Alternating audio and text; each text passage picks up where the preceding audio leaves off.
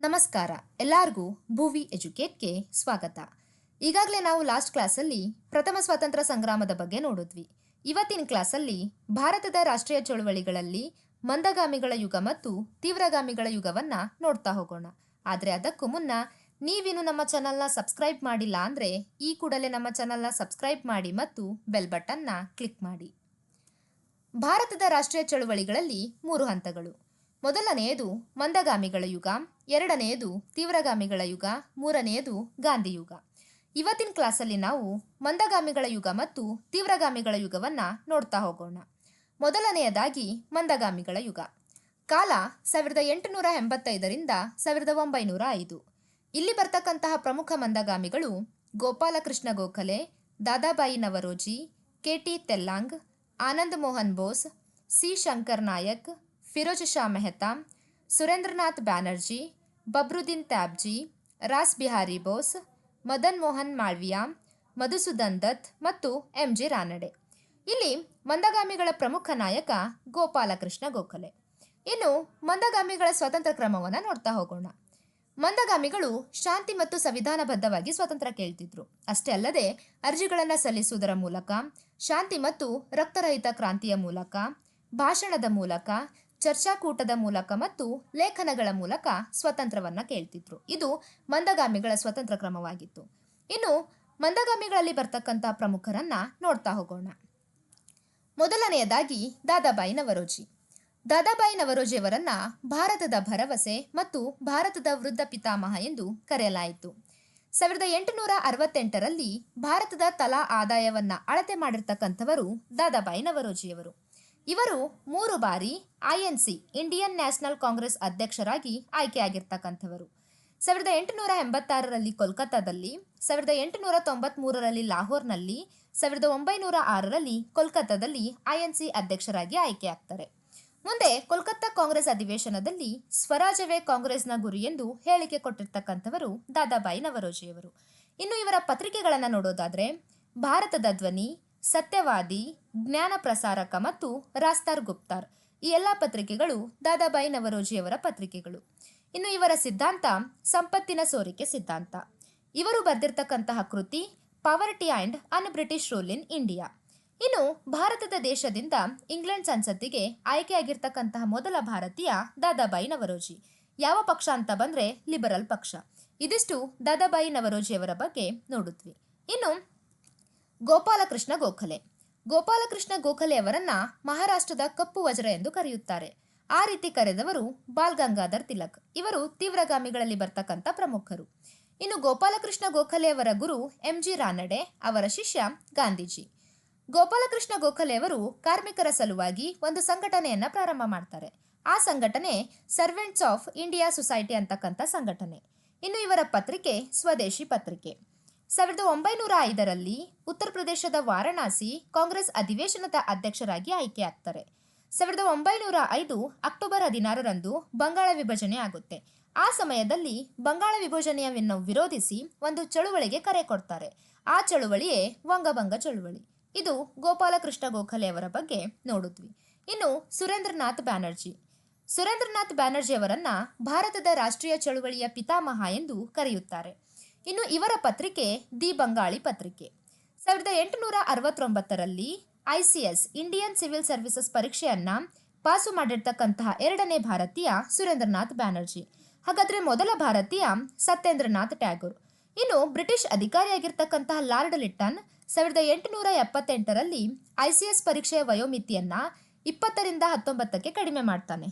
ಆಗ ಇದರ ವಿರುದ್ಧ ಸುರೇಂದ್ರನಾಥ್ ಬ್ಯಾನರ್ಜಿಯವರು ಹೋರಾಟ ಮಾಡ್ತಾರೆ. ಆ ಕಾರಣಕ್ಕೆ ಇವರಿಗೆ ಜೈಲು ಶಿಕ್ಷೆ ಆಗುತ್ತೆ. ಜೈಲು ಶಿಕ್ಷೆ ಪಡೆದಿರ್ತಕ್ಕಂತಹ ಮೊದಲ ಪತ್ರಕರ್ತ ಸುರೇಂದ್ರನಾಥ್ ಬ್ಯಾನರ್ಜಿ. ಇದಿಷ್ಟು ಸುರೇಂದ್ರನಾಥ್ ಬ್ಯಾನರ್ಜಿಯವರ ಬಗ್ಗೆ ನೋಡಿದ್ವಿ. ಇನ್ನು ಮಂದಗಾಮಿಗಳಲ್ಲಿ ಪ್ರಮುಖರಾಗಿರ್ತಕ್ಕಂತಹ ಸಿ. ಶಂಕರ್ ನಾಯಕ್. ಇವರು ಬರೆದಿರ್ತಕ್ಕಂತಹ ಗ್ರಂಥ ಗಾಂಧಿ ಆ್ಯಂಡ್ ಅರ್ನಾಕ್ ಅಂತಕ್ಕಂಥ ಗ್ರಂಥ. ಇನ್ನು ಮಧುಸೂದನ್ ದತ್ ಅವರನ್ನ ಆಧುನಿಕ ಒಡಿಸ್ಸಾದ ಪಿತಾಮಹ ಎಂದು ಕರೆಯಲಾಗಿತ್ತು. ಇನ್ನು ಮಂದಗಾಮಿಗಳು 3P ಸಿದ್ಧಾಂತವನ್ನು ಮಂಡಿಸ್ತಾರೆ. 3P ಅಂದರೆ ಪ್ರೇಯರ್, ಪಿಟಿಷನ್ ಮತ್ತು ಪ್ರೊಟೆಸ್ಟ್. ಪ್ರೇಯರ್ ಅಂದರೆ ಪ್ರಾರ್ಥನೆ, ಪಿಟಿಷನ್ ಅಂದರೆ ಮನವಿ ಮತ್ತು ಪ್ರೊಟೆಸ್ಟ್ ಅಂದರೆ ಪ್ರತಿಭಟನೆ. ಈ 3P ಸಿದ್ಧಾಂತವನ್ನ ಅಥವಾ ಮಂದಗಾಮಿಗಳ ನೀತಿಯನ್ನ ವಿರೋಧ ಮಾಡಿರ್ತಕ್ಕಂಥವರು ಅರವಿಂದ್ ಘೋಷ್. ಇವರು ತೀವ್ರಗಾಮಿಗಳಲ್ಲಿ ಬರ್ತಕ್ಕಂತಹ ಪ್ರಮುಖರು. ಇದಿಷ್ಟು ಮಂದಗಾಮಿಗಳ ಬಗ್ಗೆ ನೋಡಿದ್ವಿ. ಇನ್ನು ತೀವ್ರಗಾಮಿಗಳ ಯುಗ. ಕಾಲ 1905ರಿಂದ 1919. ಇಲ್ಲಿ ಬರ್ತಕ್ಕಂತಹ ಪ್ರಮುಖ ತೀವ್ರಗಾಮಿಗಳು ಲಾಲಾ ಲಜಪತ್ ರಾಯ್, ಬಾಲ್ ಗಂಗಾಧರ್ ನಾಥ್ ತಿಲಕ್, ಬಿಪಿನ್ ಚಂದ್ರಪಾಲ್, ಅರವಿಂದ್ ಘೋಷ್ ಮತ್ತು ಅಜಿತ್ ಸಿಂಗ್. ಮೊದಲಿಗೆ ತೀವ್ರಗಾಮಿಗಳ ಸ್ವಾತಂತ್ರ್ಯ ಕ್ರಮವನ್ನು ನೋಡ್ತಾ ಹೋಗೋಣ. ಇಲ್ಲಿ ವಿರುದ್ಧವಾಗಿತ್ತು. ಮಂದಗಾಮಿಗಳು ಶಾಂತ ರೀತಿಯಿಂದ ಕೇಳ್ತಿದ್ರೆ ಇವರು ಹಿಂಸೆ ಮತ್ತು ರಕ್ತ ಸಹಿತ ಕ್ರಾಂತಿಯನ್ನ ಮಾಡ್ತಿದ್ರು. ಅಷ್ಟೇ ಅಲ್ಲದೆ ಜನರಲ್ಲಿ ಸ್ವದೇಶಿ ಪರಿಕಲ್ಪನೆಯನ್ನ ಮೂಡಿಸಿದ್ರು. ಸ್ವದೇಶಿ ವಸ್ತುಗಳನ್ನ ಸ್ವೀಕಾರ ಮಾಡಿ ವಿದೇಶಿ ವಸ್ತುಗಳನ್ನ ಬಹಿಷ್ಕಾರ ಮಾಡಿ ಅಂತಕ್ಕಂತಹ ಪರಿಕಲ್ಪನೆಯನ್ನ ಜನರಲ್ಲಿ ಮೂಡಿಸ್ತಿದ್ರು. ಅಷ್ಟೇ ಅಲ್ಲದೆ ರಾಷ್ಟ್ರೀಯ ಶಿಕ್ಷಣ ಸಂಸ್ಥೆಗಳನ್ನ ಸ್ಥಾಪನೆ ಮಾಡಿದ್ರು. ಇನ್ನು ರಾಷ್ಟ್ರೀಯ ಪುನರುತ್ಥಾನಕ್ಕಾಗಿ ಗಣೇಶ ಉತ್ಸವ ಮತ್ತು ಶಿವಾಜಿ ಉತ್ಸವಗಳನ್ನ ಜಾರಿ ಮಾಡಿದ್ರು. ಇಲ್ಲಿ ತೀವ್ರಗಾಮಿಗಳ ಸ್ವಾತಂತ್ರ್ಯ ಮಾದರಿ ಪೂರ್ಣ ಸ್ವರಾಜ್ಯವಾಗಿತ್ತು. ಈ ರೀತಿ ತೀವ್ರಗಾಮಿಗಳು ಸ್ವಾತಂತ್ರ್ಯ ಕ್ರಮಗಳನ್ನ ಕೈಗೊಂಡಿದ್ರು. ಇಲ್ಲೂ ಕೂಡ ತೀವ್ರಗಾಮಿಗಳಲ್ಲಿ ಬರ್ತಕ್ಕಂಥ ಪ್ರಮುಖರನ್ನ ನೋಡ್ತಾ ಹೋಗೋಣ. ಮೊದಲಿಗೆ ಲಾಲಾ ಲಜಪತ್ ರಾಯ್. ಲಾಲಾ ಲಜಪತ್ ರಾಯರವರನ್ನ ಪಂಜಾಬಿನ ಸಿಂಹ ಅಥವಾ ಪಂಜಾಬಿನ ಕೇಸರಿ ಎಂದು ಕರೆಯಲಾಯಿತು. ಇವರ ಪತ್ರಿಕೆ ಪಂಜಾಬಿ. ಇನ್ನು ಲಾಲಾ ಲಜಪತ್ ರಾಯರವರ ಮೇಲೆ ಪ್ರಭಾವ ಬೀರಿದವರ್ಯಾರು ಅಂತ ನೋಡಿದ್ರೆ ಸ್ವಾಮಿ ದಯಾನಂದ ಸರಸ್ವತಿ, ಜೋಸೆಫ್ ಮ್ಯಾಜನಿ ಮತ್ತು ಗ್ಯಾರಿಬಾಲ್ಟಿ. ಈ 3 ಜನ ಲಾಲಾ ಲಜಪತ್ ರಾಯ್ ಮೇಲೆ ಪ್ರಭಾವ ಬೀರಿದ್ರು. ಇನ್ನು 1894ರಲ್ಲಿ ಪಂಜಾಬ್ ನ್ಯಾಷನಲ್ ಬ್ಯಾಂಕ್ ಅನ್ನ ಪ್ರಾರಂಭ ಮಾಡ್ತಾರೆ. ಅಷ್ಟೇ ಅಲ್ಲದೆ ಲಕ್ಷ್ಮಿ ಇನ್ಸೂರೆನ್ಸ್ ಕಂಪನಿಯನ್ನು ಕೂಡ ಪ್ರಾರಂಭ ಮಾಡ್ತಾರೆ. ಇನ್ನು ಕಾರ್ಮಿಕರ ಸಲುವಾಗಿ ಹೋರಾಟ ಮಾಡಲು ಒಂದು ಸಂಘಟನೆಯನ್ನ ಪ್ರಾರಂಭಿಸ್ತಾರೆ. ಆ ಸಂಘಟನೆ all India trade union Congress ಅಂತಕ್ಕಂಥ ಸಂಘಟನೆ. ಇನ್ನು ಇವರ ಗ್ರಂಥ ಯಂಗ್ ಇಂಡಿಯಾ ಗ್ರಂಥ ಅಂತ ಬಂದ್ರೆ ಅದು ಲಾಲಾ ಲಜಪತ್ ರಾಯ್. ಅದೇ ಯಂಗ್ ಇಂಡಿಯಾ ಪತ್ರಿಕೆ ಅಂತ ಬಂದ್ರೆ ಅದು ಗಾಂಧೀಜಿಯವರಿಗೆ ಸಂಬಂಧಪಟ್ಟಿರ್ತಕ್ಕಂಥದ್ದು. ಮುಂದೆ 1920 ಕೋಲ್ಕತ್ತಾ ವಿಶೇಷ ಅಧಿವೇಶನದಲ್ಲಿ ಅಧ್ಯಕ್ಷರಾಗಿ ಅಸಹಕಾರ ಚಳುವಳಿಗೆ ಬೆಂಬಲವನ್ನ ಕೊಡ್ತಾರೆ. ಅಷ್ಟೇ ಅಲ್ಲದೆ 1927ರಲ್ಲಿ ಭಾರತ ದೇಶಕ್ಕೆ ಸೈಮನ್ ಆಯೋಗ ಬರುತ್ತೆ. ಇದನ್ನ ವಿರೋಧಿಸಿ ಲಾಹೋರ್ನಲ್ಲಿ 40,000 ಯುವಕರ ನಾಯಕವನ್ನ ವಹಿಸಿಕೊಂಡು ಕಪ್ಪು ಬಟ್ಟೆಯನ್ನ ಧರಿಸಿಕೊಂಡು ಗೋ ಬ್ಯಾಕ್ ಸೈಮನ್ ಎಂಬ ಕರೆಯನ್ನ ಕೊಟ್ಟಿರ್ತಕ್ಕಂಥವರು ಲಾಲಾ ಲಜಪತ್ ರಾಯರವರು. ಅದಾದ್ಮೇಲೆ ಕೆಲವು ದಿನಗಳ ನಂತರ ಅನಾರೋಗ್ಯದಿಂದ ಬೆಳ್ತಾ ಇರ್ತಾರೆ. ಆಗ ಲಾಹೋರ್ನಲ್ಲಿ ಚಿಕಿತ್ಸೆಯನ್ನು ಕೂಡ ಪಡಿತಾರೆ. ಚಿಕಿತ್ಸೆ ಆದ್ಮೇಲೆ 6 ತಿಂಗಳ ಕಾಲ ಬದುಕುಳಿದು ಆಮೇಲೆ ಮರಣ ಹೊಂದುತ್ತಾರೆ. ಇವರ ಮರಣದ ನಂತರ ಗಾಂಧೀಜಿಯವರು ಒಂದು ಹೇಳಿಕೆಯನ್ನ ಹೇಳ್ತಾರೆ.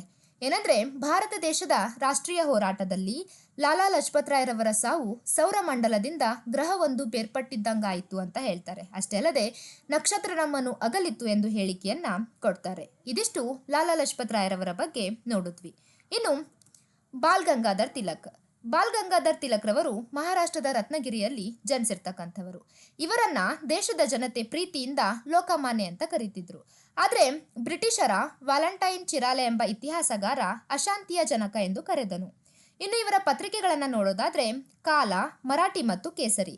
ಇಲ್ಲಿ ಕಾಲ ಮತ್ತು ಮರಾಠಿ ಈ 2 ಪತ್ರಿಕೆಗಳು ಇಂಗ್ಲಿಷ್ ಭಾಷೆಯಲ್ಲಿದೆ. ಕೇಸರಿ ಬಂದ್ಬಿಟ್ಟು ಮರಾಠಿ ಭಾಷೆಯಲ್ಲಿದೆ. ಇನ್ನು ಇವರು 1893ರಲ್ಲಿ ಗಣೇಶ ಉತ್ಸವವನ್ನ ಪ್ರಾರಂಭ ಮಾಡ್ತಾರೆ. ಅದಾದ್ಮೇಲೆ 1895ರಲ್ಲಿ ಶಿವಾಜಿ ಉತ್ಸವವನ್ನ ಪ್ರಾರಂಭ ಮಾಡ್ತಾರೆ. ಮುಂದೆ 1884ರಲ್ಲಿ ಡೆಕ್ಕನ್ ಎಜುಕೇಶನ್ ಸೊಸೈಟಿ ಸಂಘಟನೆಯನ್ನ ಪ್ರಾರಂಭಿಸ್ತಾರೆ. ಈ ಮೂಲಕ ಭಾರತ ದೇಶದಲ್ಲಿ ಮೊಟ್ಟ ಮೊದಲ ಬಾರಿಗೆ ಮಂಗಳಮುಖಿಯರಿಗೆ ಶಿಕ್ಷಣವನ್ನ ಕೊಡ್ತಾರೆ. ಮುಂದೆ 1905 ಅಕ್ಟೋಬರ್ 16ರಂದು ಬಂಗಾಳ ವಿಭಜನೆ ಆಗುತ್ತೆ. ಆ ಸಮಯದಲ್ಲಿ ಅದನ್ನ ವಿರೋಧಿಸಿ ದೊಡ್ಡ ಮಟ್ಟದಲ್ಲಿ ಹೋರಾಟ ಮಾಡ್ತಾರೆ.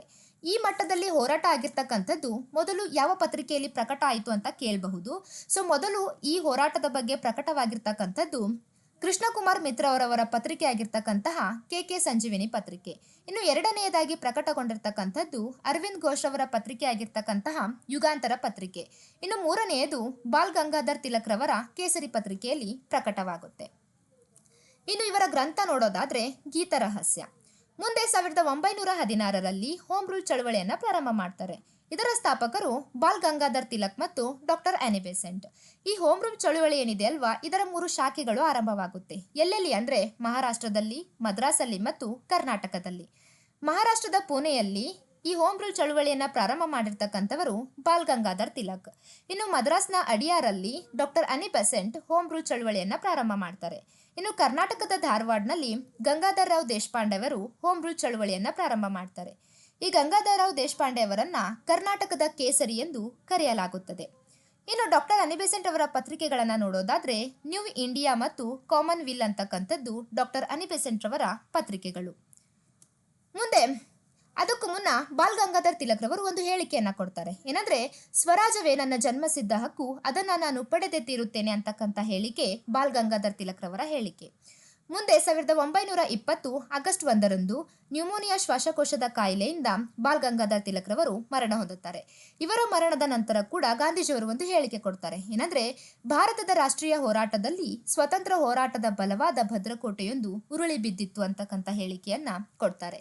ಇವರ ಮರಣದ ದಿನದಂದೇ ಅಂದ್ರೆ 1920 ಆಗಸ್ಟ್ 1ರಂದು ಮಹಾರಾಷ್ಟ್ರದ ನಾಗ್ಪುರ್ ಕಾಂಗ್ರೆಸ್ ಅಧಿವೇಶನದ ಮೂಲಕ ಭಾರತದಲ್ಲಿ ಒಂದು ಅಸಹಕಾರ ಚಳವಳಿ ಆರಂಭಗೊಳ್ಳುತ್ತೆ.